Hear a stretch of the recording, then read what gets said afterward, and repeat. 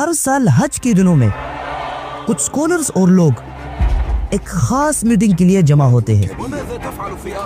دنیا بھر میں جب سے یہودی اور اسرائیل پاور میں آ چکے ہیں، تب سے لے کر اب تک پچھلے 100 سالوں سے پوری دنیا میں مسلمانوں پر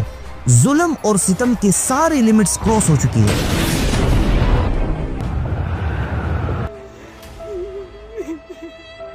یہودیوں کے گریٹر اسرائیل پلان کے راستے میں اگر کوئی کنٹری رکاوٹ ہے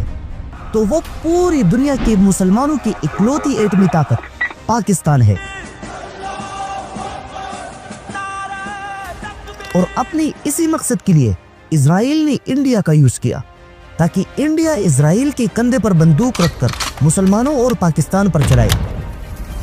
اسی ٹینس سچویشن کی وجہ سے مسلمانوں کے دل و دماغ میں یہ بات بہت ہی زیادہ گھوم رہی ہے، امام مہدی آ چکے ہیں۔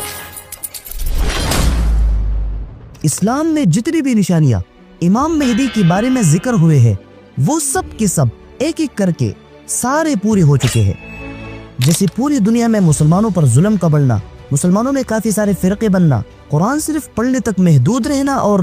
اسلام صرف نام کا دین رہنا۔ لیکن ایک نشانی امام مہدی کے حوالے سے ایسی ہے جو ابھی تک پوری نہیں ہوئی، لیکن میں بھی وہ اب پوری ہو جائے۔ حضرت محمد صلی اللہ علیہ وسلم نے فرمایا کہ جب ایک خلیفہ کی موت ہوگی تو لوگوں کے درمیان جھگڑا، سول وار شروع ہو جائے گی کہ اب اگلا بادشاہ کون ہوگا۔ پھر ایک آدمی مدینہ جا کر وہاں چھپ جائے گا، لیکن لوگ اسے وہاں سے ڈھونڈ نکالیں گے، اور پھر وہ آدمی بھاگ کر مکہ آ جائے گا۔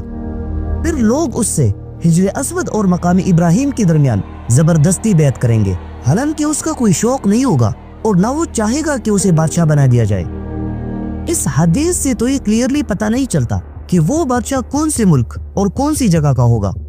ہاں، لیکن یہ ضرور پتہ چلتا ہے کہ مسلمانوں کے درمیان جو جھگڑا، سول وار شروع ہوگی، یہ کہیں اور نہیں بلکہ سعودی عربیہ میں ہوگی۔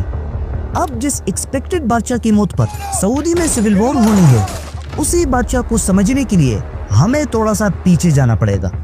آج سے تقریباً 100 سال پہلے جب founder of Arabia king Abdulaziz ایک چھوٹے سے ایریا نجد کی بادشاہ ہوا کرتے تھے،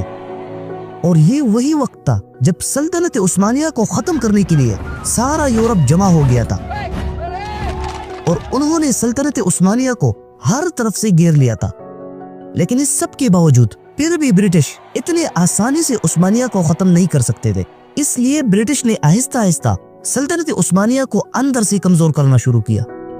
اور عربوں میں ایک بہت بڑے آدمی شریف حسین بن علی کو خلافت کی لالچ دے کر اسے سلطنت عثمانیہ کے مقابلے میں کھڑا کیا، اور یہ